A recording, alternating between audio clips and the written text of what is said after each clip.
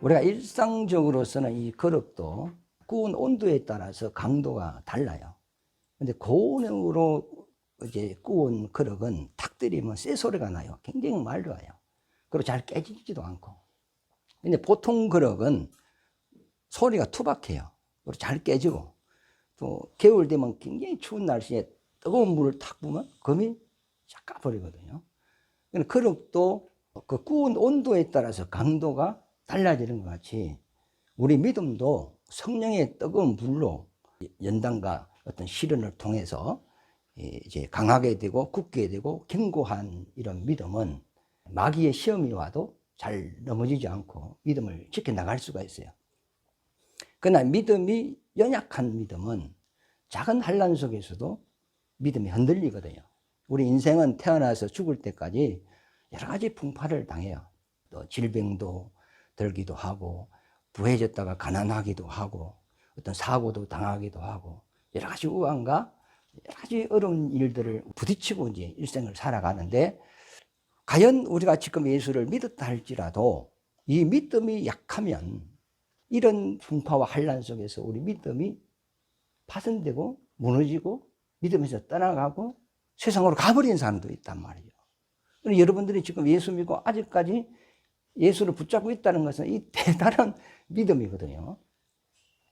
천국 비유에서도 씨를 이제 뿌리는데 그 씨가 길밭에 떨어지고 돌밭에 떨어지고 가시밭에 떨어지고 옥토밭에 떨어졌다는 주님의 이제 그 비유의 말씀이 있어요. 돌밭에 떨어졌다는 것은 뿌리를 내리기도 전에 새가 쫓아 먹어버렸다는 거예요. 그 말씀을 많이 듣는데 이게 무슨 말인가 못 깨닫는다는 거거든요. 그 다음에 돌밭에 뿌렸다는 것은 뿌리를 내렸어. 그런데 깊이 내리지를 못해요. 바람이 불면 넘어져 버려요. 환난이 오면 넘어진다. 핍박이 오면 예수 포기해 버려요. 그 다음에 가시나무에 떨어졌다는 것은 이것은 뿌리는 깊이를 내려.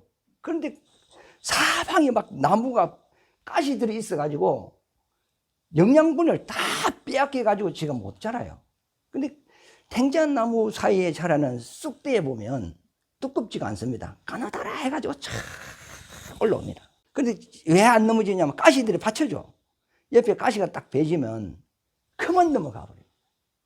그래서 가시밭에 떨어진 자는 재리의 유혹으로 인하여 넘어진다 표현을 썼고, 근데 옥토밭에 떨어진 씨앗은 30배, 60배, 100배의 결실을 맺는다 그랬어요. 그러니까 하나님의 말씀이 선포되어도 듣는 사람들이 네 가지 종류가 있다는 거예요.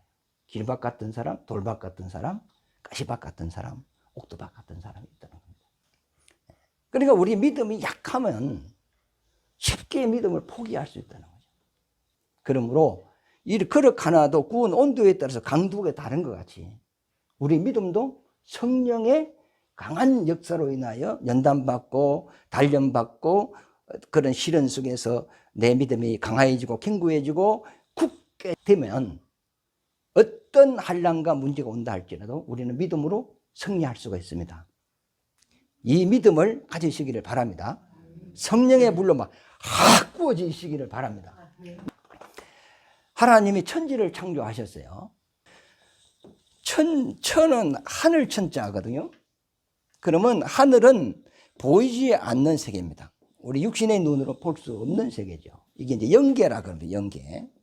그 다음에 우리가 살고 있는 이 세상은 눈으로 볼 수 있는 거예요. 돌도 보이고 나무도 보이고 산도 보이고 바다도 보이고 다 보여요. 이 육신의 눈으로 다 우리가 볼 수 있는 거거든요. 이거는 볼 수 있는 세계입니다. 이것은 이제 물질계라 그러죠. 그런데 우리가 믿는 것은 보는 걸 믿는 것이 아니고 보이지 않는 세계를 믿는 겁니다. 우리 눈으로 하늘나라를 볼 수 없어요. 천사도 볼 수 없어요. 하나님도 영이시거든요. 그러면 하나님이 자신을 계시를 하셨어, 말씀으로. 나는 나다 하면서 말씀으로 계시를 했는데 하나님을 알 수 있는 것이 뭐냐? 믿음이라고. 믿음이 없으면 하나님을 알 수가 없어요. 그러면 이 믿음이 어떻게 생기느냐? 하나님이 계시한 말씀을 듣고 로마서 10장 17절에 보면 믿음은 그리스도의 말씀을 들음으로 생긴다 그랬어요. 이 말씀을 들으면 하나님에 대한 지식을 얻고, 지식이 있으면 하나님을 아니까 하나님을 믿는 거단 말이죠. 그러므로 이 믿음은 하나님을 보는 눈이다, 이렇게 이야기하는 거예요. 그럼 너 하나님 봤어? 그렇게 물어보면 뭐라 할 거예요? 봤다. 무슨 봤다 해야 돼. 봤다. 뭘로 봤어? 믿음으로 봤다. 히브리서 11장 3절에 보면은 믿음으로 하나님이 천지를 창조하신 것을 우리가 안 하니 그랬잖아요. 말씀으로 천지를 창조하신 것을 우리가 뭘로 안다고? 믿음으로 안다 그랬잖아요. 그러면 이 믿음이 어떻게 생겼느냐? 하나님의 계시된 말씀으로 우리가 이 믿음을 얻게 된 거죠. 그러면 하나님이 내게 주신 선물이 뭐냐? 하나님을 알 수 있는 믿음입니다. 사람들이 믿음 하니까 이걸 하찮게 생각하는 거예요. 이 믿음이 없으면 하나님을 몰라요. 천국도 몰라요. 영생도 몰라요. 내 세대 전혀 몰라요. 그러면 하나님이 하나님을 알 수 있는 우리에게 선물을 주셨는데 거기 믿음이다. 세상을 이기는 이김이 뭐죠? 믿음이다. 마귀를 이기는 힘이 뭐죠? 믿음이다. 그러므로 이 믿음으로 말미암아 우리가 죄사함 받은 것을 알고, 우리가 구원받은 것을 믿음으로 알고, 하나님이 자녀된 것을 믿음으로 알고, 우리가 부활할 것을 믿음으로 알고, 우리가 천국 갈 것을 하나님을 믿음으로 아는 거예요. 믿음이 없으면 하나도 내가 하나님을 알 수도 없고 보이지 않는 세계에 대하여 우리가 이것을 경험도 할 수 없고 체험도 할 수 없고 아무것도 할 수 없어요. 그래서 히브리서 11장에 보면 믿음의 장이라. 아브라함은 믿음으로, 이삭은 믿음으로, 이삭은 엘리야는 믿음으로, 모세는 믿음으로 착합니다. 그 믿음으로 하나님 만난 그 사건을 기록한 것이 히브리서 11장입니다. 그러므로 이 믿음이 엄청난, 하나님이 우리에게 주신 엄청난 축복이에요. 예수님이 이 세상에 오셨어요. 사람의 몸을 입고 오셔서. 그래서 이 세상 사람들은 예수를 유대인으로 봐요. 나사렛 사람, 목소의 아들. 그 이상 볼 수가 없어요. 그러나 예수를 선지자로 보는 사람들은 종교인이에요. 왜 예수를 선지자 이상으로 볼 수 없느냐? 예수는 이 땅에서 출생하신 분이죠. 부모님이 있죠. 요셉과 마리아가 있잖아요. 형제가 있죠. 고향도 있어요. 그래 예수님이 천국 복음을 전하니까 예수 선생 당신 모친가 형제들이 요거 있다. 너 사람인데 너가 하나님이라고 말을 하느냐 이 말이거든요. 그래 예수님께서 누가 내 모친이고 누가 내 형제고 누가 내 자매냐. 누구든지 내 아버지 뜻대로 하는 사람이 내 부모고 내 자매고 형제다. 그 이야기를 하거든요. 신은 아비도 없고 족보도 없고 시작도 없고 끝도 없고 영원부터 영원하신 분이 신인데, 아니 유대인이고 출생도 했고 부모도 형제도 고향도 있는 사람, 이게 사람인데 자기가 하나님의 아들이다? 이것을 받아들일 수가 없는 거죠. 인간의 이성으로 이걸 못 받아들이죠. 그런데 성경에는 예언되기를 하나님이 우리와 임마누엘 한다 그랬거든요. 이 땅에 오셔서 사람과 함께 한다 그랬거든요. 그 예언이 되어 있단 말이에요. 그래서 예수님이 이 땅에 말씀이 육신이 있고 이 땅에 이제 마리아한테 잉태되어서 이제 오셨는데 예수님은 엄청난 능력을 행하잖아요. 그러니까 선지자로 보는 거예요. 구약에 보면 엘리야, 엘리사, 요단강을 가르고 막 하늘에서 불이 떨어지게 하고 엄청난 능력을 행했거든요. 그런데 예수는 엘리야 선지자보다 더 큰 능력을 행하니까 이 사람은 하나님의 선지자다 이렇게 보는 거죠. 그런데 믿음을 가진 사람은 예수를 뭘로 보죠? 하나님의 아들로 보는 하나님으로 보는 거예요. 예수님이 제자들에게 사람들이 나를 누구라 하더냐 물어봤어요. 그러니까 예레미야라고 엘리야라고 선지 중에 하나라고 합니다. 아 그래? 그럼 너희는 나를 누구라고 하느냐 하니까 그때 순간에 베드로가 성령의 감동이 돼버려요. 그렇죠. 베드로는 예수를 알고 말한 것이 아니고 저도 모르게 입에서 뭐가 말이 튀어나와 버렸어. 주는 그리스도시요 살아계신 하나님의 아들입니다. 바요나 너가 복이 있다. 이를 알게 하신 것은 혈육이 아니고 하늘에 계신 내 아버지께서 알게 했다거든. 그러니까 예수를 아는 것은 성령이 아니고서는 불가능해. 믿음이 아니고서는 불가능하다는 거죠. 하나님이 주신 믿음의 선물이 아니고서는 예수를 알 수가 없다는 거죠. 그 바디메오라는 사람은 어릴 때부터 소경이 되었잖아요. 그러니까 일반 사람과 같이 사물을 못 봐요. 그런데 뭐 사람 지나가는 소리가 나. 그럼 무슨 일이고 그랬어.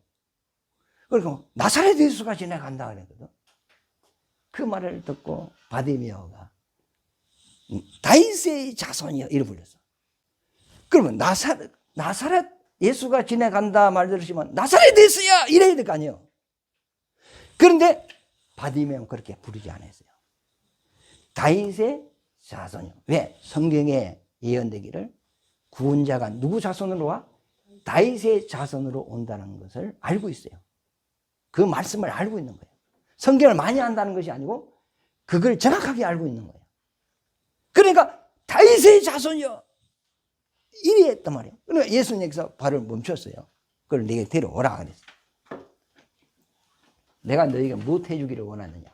포기를 원합니다. 그래서 그럼 내가 그렇게 할 줄 내가 믿느냐? 믿나이다. 그래 이사야 11장에 보면은 메시아가 오면은 그 눈먼 자를 포기하고 귀먹은 자를 듣게 하고 안진병이를 일으키고 그게 예언이 돼 있어요. 하나님이 약속한 메시아가 오면은 소경을 포기한다고 돼 있습니다. 당신이 하나님의 아들이고 나의 구주라면 당신은 내 눈을 뜨게 할 수 있습니다. 이 고백을 한 거예요. 그러니까 예수님께서 말하기를 너 믿음이 크다. 너 믿음대로 되라. 그 눈 떠버렸어요. 여러 번 불려서 막 정성을 막 여러 번 나사렛 예수 여러 번 불려가지고 기도를 많이 해서 눈 뜨게 된 것이 아니고 바디메오가 예수를 정확하게 알고 있었다. 그러니까 제가 오늘 여기서 말씀드리고 싶은 것은 보이는 세상만 있는 것이 아니고 우리가 볼 수 없는 세계가 있다는 거죠. 그러면 내가 보지 못한다고 해서 없다는 것이 아니고 반드시 내가 이 육신의 눈으로 보지 못하는 그 영계가 있는데 하나님이 계신데 이것을 내가 보지 못하지만 요거는 있다는 겁니다. 그러나 이걸 볼 수 있는 것이 믿음이다. 이걸 이제 제가 이야기하고 싶고 그 다음에 두 번째는 우리가 소리를 듣는 게 있어요. 그런데 우리가 소리를 듣지 못하는 부분이 있는데 소리가 아주 작은 것 이거는 못 들어요. 그 다음에 아주 큰 것 이 못 듣게 해놨거든 하나님이. 자 귀뚜라미 소리는 들리죠. 시계 초바늘이 가는 것도 들려요. 그런데 그보다 더 작은 것은 안 들리게 해놨어요. 왜 그러실까? 나 그걸 한번 생각을 해봤어. 건강침당 하러 가는데 뭐 이어폰을 끼고 소리 나는 쪽에 손을 올리라 하더라고. 하는데 내가 귀가 좀 어둡대요. 어둡다 하더라고. 잘 안 들린다 하더라고. 그래서 내가 막 신경을 막 쓰는 거야. 그걸 들으려고. 그런데 잘 안 들려요. 우리가 작은 소리에 신경을 쓰다 보면 신경쇠약이 안 걸리겠어요? 불면증 환자가 왜 그렇죠? 불면증 환자는요, 생각이 끊어지지가 않아요. 계속 돌아가요. 생각이 이어져요. 그러니까 잠을 못 자는 겁니다. 생각이 끝없이 돌아간대. 그러니까 몸이 쉴 수가 없는 거죠. 그래 너무 적은데 신경을 쓰다 보면 이게 안 들려요. 그런데 또 너무 큰 소리는 우리가 들으면 기막이 터져버리거든요. 그걸 못 듣겠다는 거예요. 그리고 소리가 있지만 들을 수 있게 한 소리가 있고 듣지 못하게 하는 소리가 있다는 거죠. 지구가 있어요. 지구가 이 태양을 중심으로 해가지고 돌죠. 늑비공같이 오래됐어요. 원래 둥근데 이게 찌그러져 버렸어요. 23.5도로 찌그러져 있어요. 이게 이제 자전을 하거든. 자전은 지구가 돌아요. 돌지요. 도는데 그 레미콘 차 가면 계속 차가 가는데도 요 돌잖아. 뻥튀기 할 때 시장에 보면 요 이렇게 돌잖아요. 이게 계속 돌거든요. 도는데 이 속도가 시간당 1700km로 돌아. 엄청 빠르죠. 지금 우리가 비행기 타고 이제 여객기 타고 가면은 보통 800km죠. 그러면 요거에 뭐 한 2배 이상 막 돌아가는 거예요, 이게. 엄청난 속도로 돌아가요. 그런데 하루에 여기 한 바퀴 돌아. 그래서 이것이 이제 하루거든, 밤낮. 그럼 이 돌아가는 소리가 우리가 들으면 어찌 될까요? 지구 돌아가는 소리가 우리 귀에 들리면 어찌 될까요? 기막 터지고 죽어요. 이게 이제 돌죠. 그 다음에 공전하잖아. 계속 돌잖아. 1년에 한 바퀴 돌죠? 그러면 여기서 계절이 생겨. 봄, 여름, 가을, 이제 계절이 생기고, 이게 지구가 자전하는 것은 하루 밤낮이 이제 되는 거잖아요. 그런데 이게 지금 엄청 돌아가고 있는데, 우리가요, 이 소리 들으면 큰일 나는 거예요. 하나님 역사, 지금 이 지구가, 예를 들어 둥글죠. 우리가 요거 붙어 있습니다. 저 우리 반대편에 있는 사람은 요거 붙어 있고, 거꾸로 다리가 요 붙어 있습니다. 그 인력의 법칙, 만유 인력의 법칙 해가지고 땡긴단 말이에요. 우리 붕 띄 보세요. 밑에 땡겨. 다리에 딱 붙어버린다니까. 예? 그래, 이렇게 큰 소리는 못 듣게 한 거예요. 그래서, 그렇구나. 웬만한 것은 안 들어야 보약이구나. 나이 들면 가는 기가 약간 먹어야 됩니다. 예, 그러니까 나를 욕하는 것, 안 좋은 소리 듣는 거 내가 못 들어야 됩니다. 딱 들으면, 귀는 이제 열려있기 때문에 너 들려오거든요. 딱 들으면 신경질이 나고, 또 뭐 대항을 해야 되고, 싸워야 되고, 그러니까, 아예 막 못 들어버리는 게 옛날 분들 그러잖아요. 그 귀가 가는 것이 복이다. 그러니까 이게 보면, 들을 수 있도록 한 것이 있고, 듣지 못하게 한 것이 있거든요. 그러면 지금 하나님 영들의 역사가 막 움직일 거 아닙니까? 성경 사람의 머리 위에 영들의 역사가 있거든요. 그런 소리는 우리가 못 듣지만 사실은 있습니다. 그래서 이 보이지 않는 세계에서 보이는 세계가 나온 거예요. 지금 우리가 이 보이는 이 세계는 빙상의 일각에 불과한 거예요. 아주 작은 거예요. 성경에 보면 보이는 것은 잠깐이요. 보지 못하는 것은 영원하다 그랬어요. 지금 우리는 이 보이는 것은 썩어질 것이고 없어질 것이고 이건 사라질 거거든요. 요거에 우리는 집착을 하고 살아요. 그런데 예수님은 썩어질 것을 위하여 일하지 말고 썩지 아니할 것을 위하여 일을 하라. 요 부분에 대해서 우리에게 하나님 말씀하셨어요. 그러면 보이지 않는 이 세계를 우리가 알기 위하여 어디 왔어요? 교회 온 거예요. 이 보이는 이 세상, 없어질 이 세상, 이것을 배우기 위하여 교회 온 건 아니단 말이에요. 예수님은 이 땅에 오셔서 세상 이야기 안 했죠? 정치 이야기 안 했어요? 어디 이야기 했어요? 천국 이야기 했어요. 내 아버지는 이렇다. 천국은 가할 곳이 많다.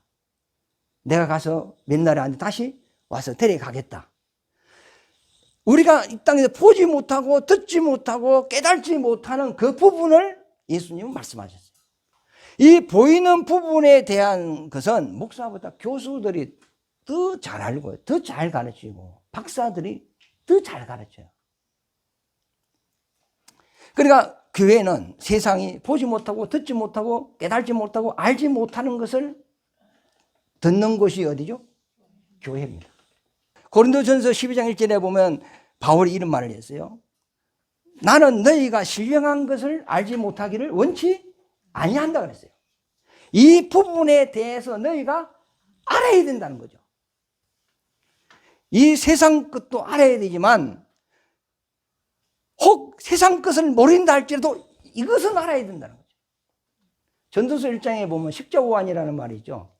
공부를 많이 하면 번뇌도 많고 우리가 먹는 음식의 식품에 대해서 너무 많이 알면 먹을 게 없습니다. 그죠? 이것은 혈액에 나쁘고, 저것은 간에 나쁘고, 이것은 이에 나쁘고, 이것은 머리에 나쁘고, 뭐가 나쁘고, 먹을 게 없어요. 튀긴 거 먹지 마라. 치킨 먹지 마라. 그럼 도대체 뭘 먹으란 말이야.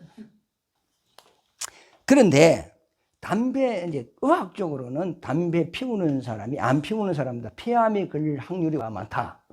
이런 말이 있어요. 그런데 여기 그 의학적인 통계지, 실질적인 삶에 보면 담배 꼴초가 더 오래 살고 담배 입에도 안 된 사람이 폐암 걸려가지고 수술받고 그래요. 운동하면, 건강하게 운동을 해야 되겠죠. 운동에 자신이 있는 사람 오래 살기로 하는데, 헬스 관장이 새벽에 뭐 운동하다가 나가가지고 막 차에 부딪혀 죽어버렸어. 그리고 집에서 운동도 안 하고 개굴개굴 하고 있는 사람은 오래 살아, 약 먹고. 그래, 요거는 진리가 아니라, 요거는 참고만 하면 되죠. 그리고 모르고 먹으면 약이 되고, 왜? 먹으면서, 맛있다. 맛있다고 이렇게 먹거든요. 그런데 어떤 사람은 이거, 지식이 있는 사람은, 이거 먹으면 간에 안 좋은데요. 뭐든 먹으면 간에 안 좋은데요. 뭐, 먹는단 말이에요. 생각 자체가 막 안 좋다고, 뭐좀 먹어. 그러니까 병들 수밖에 없거든. 그러니까 세상 것은 어느 좀 무식해도 되지만 반드시 내가 알아야 될 것은 너희가 신령한 것에 대해서 모르기를 원치 않는다는 거죠. 이 세상이 이제 하나님이 창조하실 때 자기 신성과 능력을 보였다 그랬어요. 하나님이 하실 일을 이미 이 만물 속에 나타냈어요. 그래서 이 만물을 일방 계시라, 그리고 간접 계시라 합니까? 성경은 뭐 직접 계시라 하고, 그 하나님을 이제 하실 일을 보여놨단 말이죠. 우리 이제 보이는 것은 잠깐이고 보이지 않는 것은 영원한데, 나무를 보면 이 뿌리가 있어요. 뿌리가 있는데 뿌리는 안 보여요. 그런데 이 뿌리가 100년도 살죠? 나무 수명이 상당히 길잖아요. 감람나무는 3000년, 2500년 이스라엘 가면 그렇다는데, 지금 뭐 동네에 있는 이런 고명나무도 100년 넘을걸요? 그러면 이 뿌리가 이게 100년이라. 그러면 보이는 부분을 봅시다. 보이는 부분을 잎이 피어. 잎은 봄에 피다가 가을 되면 떨어져요. 이거 한 7, 8개월 되면 이게 떨어져 버려요.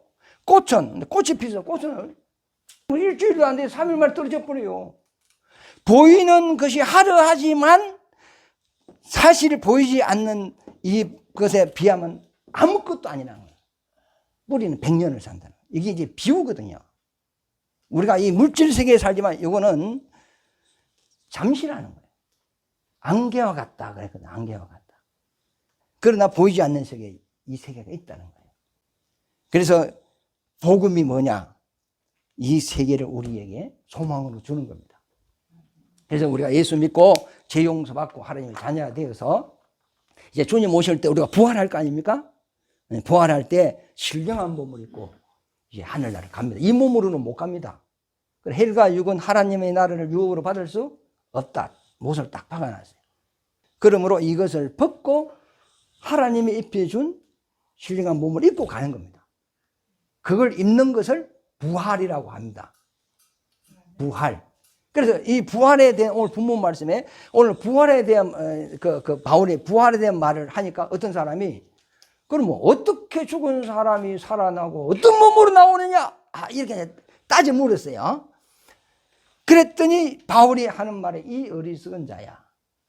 이 씨를 땅에 뿌리면 그가 다시 살아나고 어떤 행체를 가지고 나타나지 않느냐. 이제 그 이야기를 하거든요. 자, 읽어보죠. 35절에 보면 누가 묻기를 죽은 자들이 어떻게 다시 살아나며 어떠한 몸으로 오느냐 하리니 어리석은 자여 내가 뿌리는 씨가 죽지 않으면 살아나지 못하겠고 또 내가 뿌리는 것은 장래의 행체를 뿌리는 것이 아니요 다만 밀이나 다른 것의 알갱이 뿐이로되 하나님이 그 뜻대로 그에게 행체를 주시되 각 종자에게 그 행체를 주시느니라 그랬어요.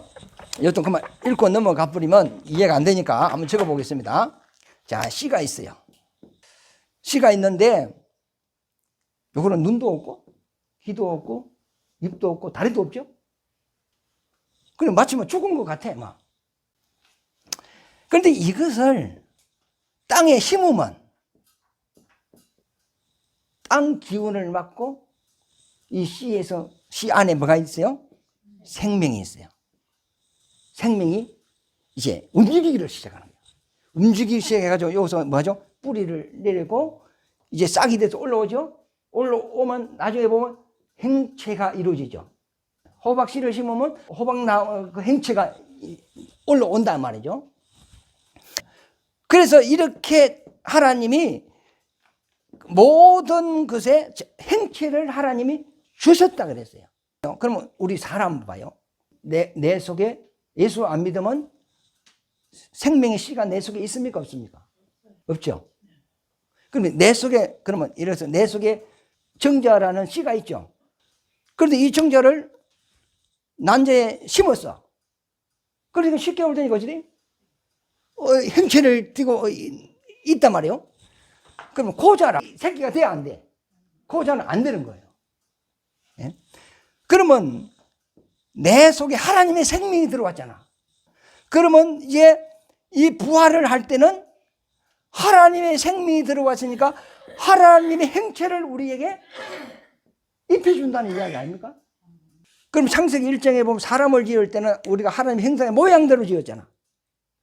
모양대로 지었는데 그 모양은 실상 하나님의 생명이 있는 건 아니잖아요. 모양으로 지은 거지, 흙으로. 그림자로 지은 거지. 이와 마찬가지로 너 속에 하나님의 생명이 있으면 이 생명이 이제는 다시 살아날 때에 하나님의 행체를 입혀준다는 거예요. 그 행체가 하나님의 행체라는 거예요. 하나님의 죽지 않는 몸을 입혀준다 이 말이죠. 그런데 이 행체가 하늘에 속한 행체도 있고 땅에 속한 행체도 있다고 그랬어요. 그러면 이 세상에 하늘에 속한 행체를 가진 자는 누구죠? 사람. 나머지는 전부 다 세상의 행체예요. 그러면 하늘의 행체를 입었다고 하는데 하늘의 행체는 누구요? 하늘의 행체를 가지신 분이 누구시냐? 예수님이죠. 예수님은 보이지 아니하시는 하나님의 행체랍니다. 그러니까 우리가 하나님의 지금은 생명이 우리한테 있는데 주님이 오실 때 우리가 이 육신을 벗고 우리 생명이 살아날 때, 일어날 때 하나님이 하나님의 생명에 입혀줄 행체를 하늘로부터 덧 입혀준다는 거예요. 그러면 이 몸이 살아난다는 말이 아니고 예수님이 부활한 그 몸과 똑같은 몸을 입혀준다는 거예요. 이게 사람의 영광입니다. 자기 몸을 떼주는 거죠. 지금은 애들은 하나밖에 안 놓지만 옛날에는 12명 놓고 8명 낳자 그랬잖아요.